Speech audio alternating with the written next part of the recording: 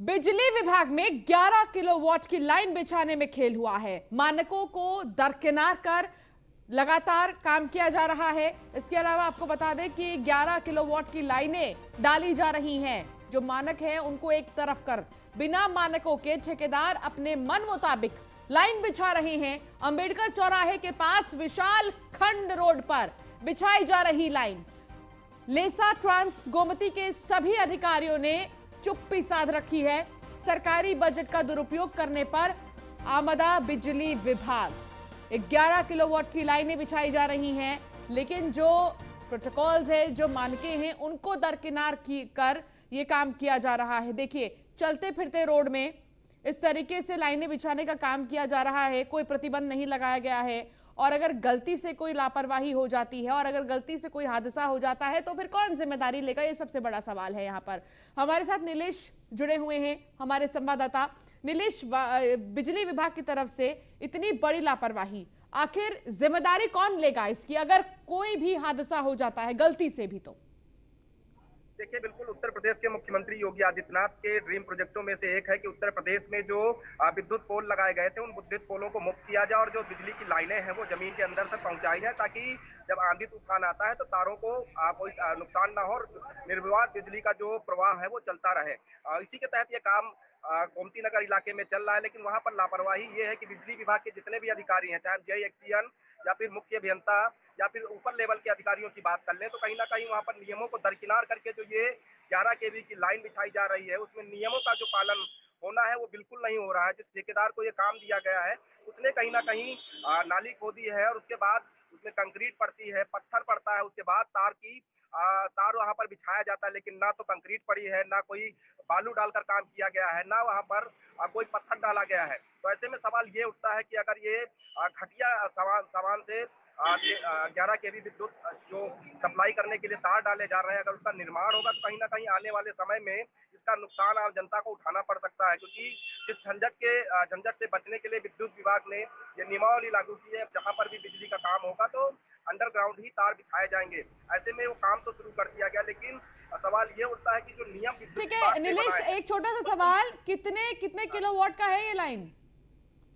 11 kV विद्युत उपकेंद्र की ये लाइन जो बिछाई जा रही है, कहीं ना कहीं इसमें तमाम जो नियम है, चाहे हम नाली की खुदाई की बात कर लें, जहां पर ये लाइन पड़नी है उसके ऊपर 3 परतें पड़ती हैं। एक बार बालू पड़ती है, उसके बाद कंक्रीट पड़ती है, उसके बाद पत्थर डाला जाता है, उसके बाद ये तारों का डालने का काम शुरू होता है। लेकिन ना तो यहाँ पर कंक्रीट डाली गई है, ना पत्थर डाले गए हैं, सीधा सीधा लाइन डालने का काम किया जा रहा है।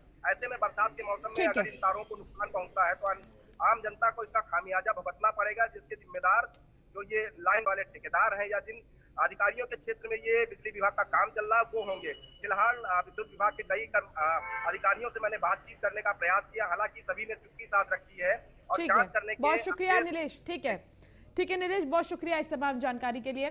प्रतापगढ़ से खबर, जहां शराब माफिया गुड्डू सिंह पर बड़ी कार्रवाई की गई है। 7 करोड़ की संपत्तियों की जब्तीकरण की कार्रवाई की गई है। पुलिस अधीक्षक की रिपोर्ट पर डीएम ने कार्रवाई के आदेश दिए हैं। बलीपुर, कुंडा और लखनऊ के साउथ सिटी में है आलीशान मकान। अलग अलग जगहों पर जमीनों की जब्तीकरण की हो रही कार्रवाई। हत्या, गैंगस्टर और आबकारी एक्ट के मामलों में कार्रवाई हो रही है। कई थानों की पुलिस और राजस्व टीम कार्रवाई में शामिल है और लगातार इसको लेकर जांच पड़ताल की जा रही है। अलग अलग जगहों पर जमीनों की जब्तीकरण की कार्रवाई हो रही है। हत्या, गैंगस्टर और आबकारी एक्ट के तहत मामले में कार्रवाई हो रही है। कई थानों की पुलिस और राजस्व टीम कार्रवाई में शामिल है। प्रतापगढ़ से ये जानकारी मिल रही है, जहां शराब माफिया गुड्डू सिंह पर बड़ी कार्रवाई हुई है। मनु सिंह हमारे संवाददाता हमारे साथ प्रतापगढ़ से जुड़ गए हैं। मनु सिंह, बड़ा शराब माफिया है गुड्डू सिंह, जिसके ठिकानों पर छापेमारी हो रही है, अब तक क्या कुछ मिला है?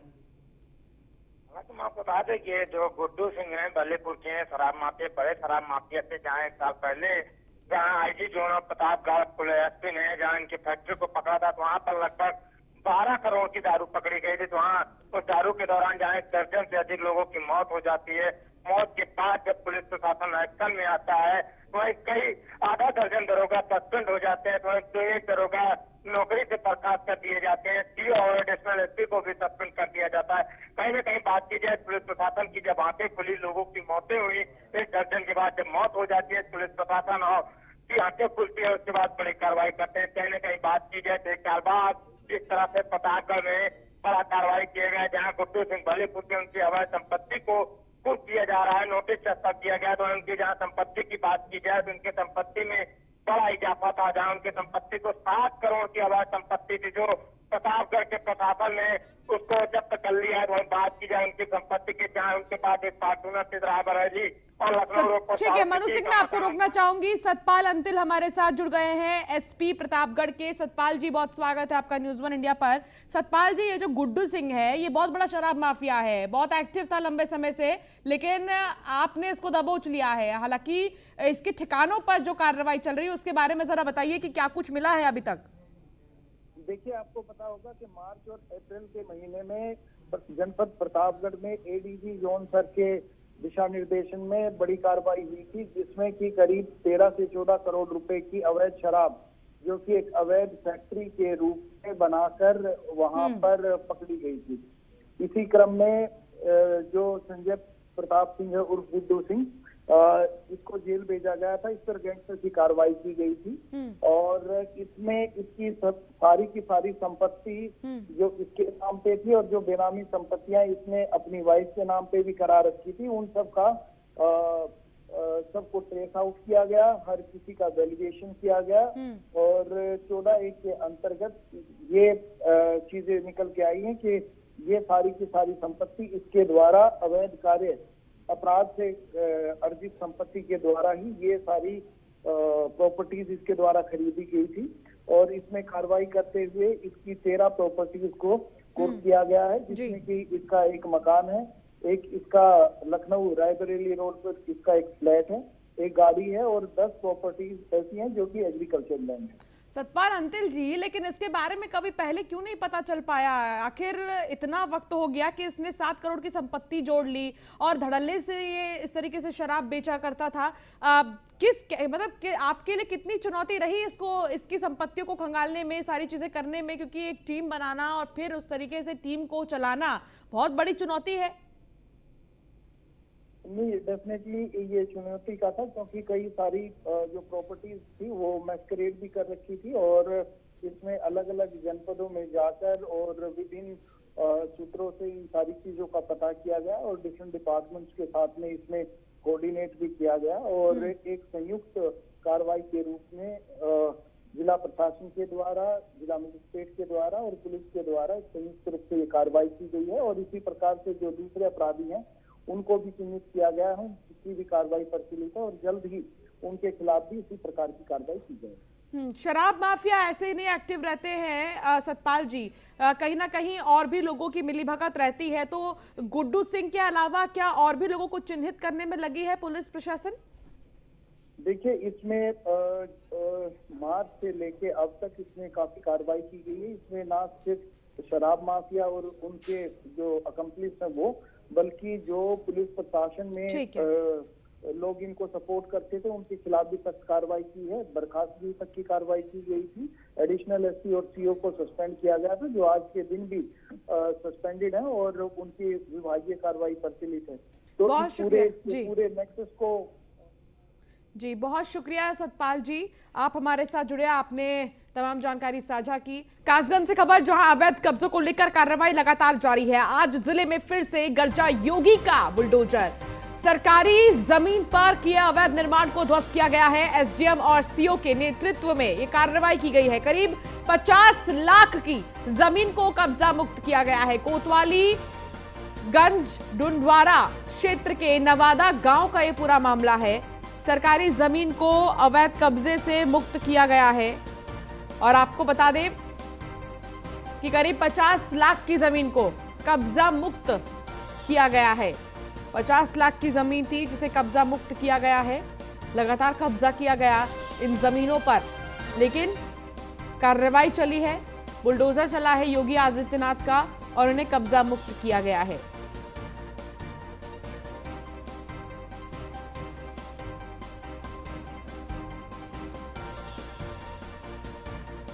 आयुष भारद्वाज हमारे संवाददाता हमारे साथ जुड़ गए हैं। आयुष, क्या जानकारी मिल रही है? 50 लाख की ये जमीन जिस पर अवैध तरीके से कब्जा किया गया था, लेकिन अब उसे मुक्त कर दिया गया है।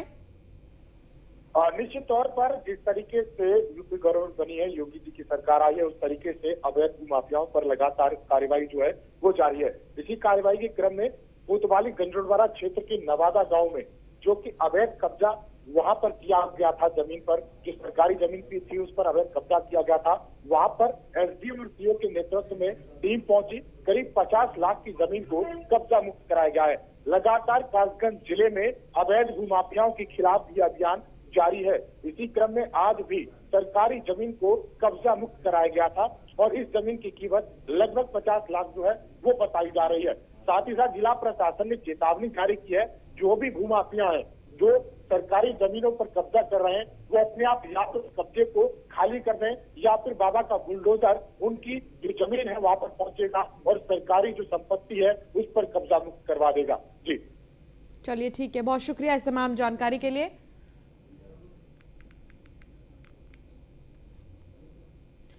सरकारी जमीन पर अवैध निर्माण को ध्वस्त किया गया है।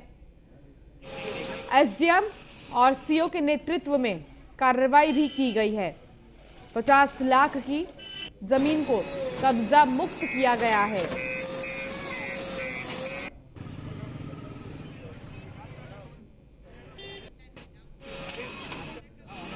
और खबर कन्नौज से, जहां हिरासत में युवक की मौत को लेकर बड़ा हंगामा हो रहा है। हिरासत में युवक की मौत मामले में बड़ी कार्रवाई हुई है। आपको बता दें कि तत्कालीन तिरवा कोतवाल सहित 4 लोगों के खिलाफ मुकदमा दर्ज किया गया है। 2 साल पहले उरई के युवक ने कोतवाली के शौचालय में खुदकुशी की थी। तो कन्नौज से खबर, जहां हिरासत में युवक की मौत मामले में बड़ी कार्रवाई हुई है। तत्कालीन तिरवा कोतवाल सहित 4 लोगों के खिलाफ मुकदमा दर्ज हुआ है। 2 साल पहले उरई के युवक ने कोतवाली के शौचालय में खुदकुशी की थी। ससुराल वालों की शिकायत पर युवक को हिरासत में पुलिस ले चुकी थी। रात भर बिना लिखा पढ़ी के पर्वत सिंह को हवालात में बंद किया गया था। सीबीसीआईडी की जांच में तत्कालीन इंस्पेक्टर टीपी वर्मा और 2 सिपाही सहित विवेचक पाए गए थे दोषी।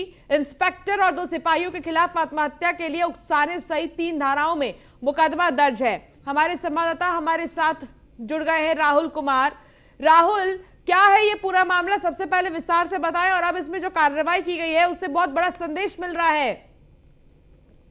जी बिल्कुल, देखिए जैसे आपको बता दें, टीपी वर्मा जो कि कोतवाल तिरवा के रहे हुए हैं, उन्होंने एक युवक को गिरफ्तार किया था। हालांकि उस मामले में किसी भी प्रकार से उन्होंने कोई भी एफआईआर दर्ज नहीं की थी, जिसके बाद उस युवक ने हवालात में से शौचालय में जाकर फांसी के फंदे पर झूलकर आत्महत्या कर ली थी। जिसके बाद उनके परिजनों ने हत्या की आशंका जताई थी। वहीं पुलिस प्रशासन से ऊपर लापरवाही का आरोप लगाया था।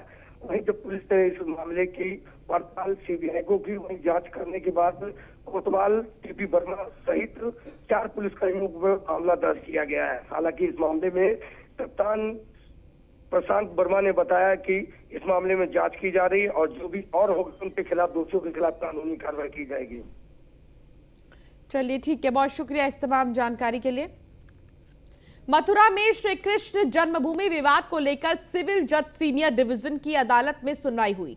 4 मई को मामले की अगली सुनवाई होगी। आपको बता दें कि हिंदू महासभा के कोषाध्यक्ष दिनेश शर्मा की शिकायत दर्ज की थी और श्री कृष्ण की 13 एकड़ जमीन से ईदगाह मस्जिद को हटाने की मांग की गई थी। सुनवाई में ईदगाह मस्जिद के पैरोकार हाजिर हुए। साथ ही ईदगाह मस्जिद के अधिवक्ता ने कोर्ट में शिकायत की नकल भी मांगी है, कॉपी मांगी गई है शिकायत की। सुनवाई में ईदगाह मस्जिद के पैरोकार भी मौजूद थे। श्री कृष्ण जन्मभूमि विवाद मामले पर यह सुनवाई हुई है।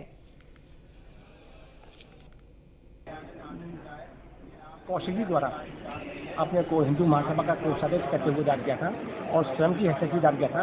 उस मुकदमे में आज न्यायालय में सुनवाई हुई। इसमें ईदगाह की जो इंतजामिया कमेटी है, जिसकी ओर से तनवीर अहमद एडवोकेट जो ट्रस्टी हैं वो पेश हुए। उन्होंने एक प्रार्थना पत्र दिया कि इस बात पत्र में हमको जवाब दाखिल करना है और एतराज़ दाखिल करने हैं, इसलिए हमको बात तक की नकल दी जाए। इस पर आपने उनको नकल देने का आदेश हमको कर दिया है। अब हम उनको नकल प्रदान करेंगे और इस मुकदमे में 4/5/2022 को इस प्रार्थना पत्र पर सुनवाई होगी, मुकदमे में सुनवाई होगी। इसमें एक शपथ हमने साझा कर दिया था कि इस इंडिया के नीचे जो प्रलेख हैं, जो भूमि पत्थर लगे हुए हैं, वो धार्मिक अभिलेख हैं, उनको ये विस्मरण न करें, उनको न हटाएं। इस पर भी सुनवाई 4 मई को होगी, क्योंकि दूसरी पार्टी को मौका दिया जाना आवश्यक कोर्ट ने समझा है और दूसरी पार्टी समझ में हाजिर हो गई है, इसलिए उनको एहसास का मौका देते हुए अब 4/5/2022 को गाजियाबाद में सीएम योगी पर अभद्र टिप्पणी करने के मामले में 3 आरोपियों के खिलाफ रिपोर्ट दर्ज की गई है। साथ ही आरोपी को गिरफ्तार भी किया गया है। वहीं 2 लोग अभी भी फरार चल रहे हैं। सीएम योगी पर आपत्तिजनक टिप्पणी करने का वीडियो सोशल मीडिया पर वायरल हो रहा है, जिस पर संज्ञान लेते हुए पुलिस ने 3 युवकों के खिलाफ रिपोर्ट दर्ज कर एक आरोपी को गिरफ्तार किया है, जबकि 2 आरोपी अभी भी पुलिस की पकड़ से दूर हैं।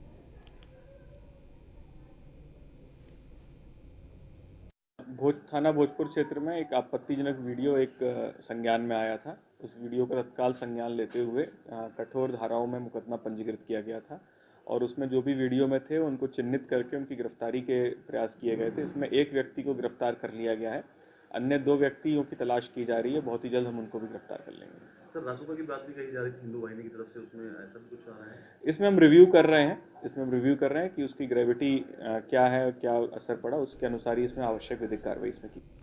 हापुड़ में ग्राहक के चक्कर में 2 दुकानदार महिलाएं आपस में ही भिड़ गईं। दोनों महिलाओं ने एक दूसरे के साथ जमकर मारपीट की। मारपीट का जो ये वीडियो है सोशल मीडिया पर वायरल हो रहा है। मामला थाना गढ़ कोतवाली के ब्रज घाट का है, जहां दोनों ही महिलाएं एक दूसरे के बाल नोचती नजर आ रही हैं और जमीन पर एक दूसरे को पीट रही हैं पटक पटक कर, और ये वीडियो सोशल मीडिया पर वायरल हो रहा है।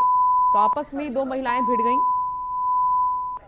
और दोनों ही महिलाओं के भिड़ने की ये तस्वीर वीडियो सोशल मीडिया पर अब वायरल हो रही है।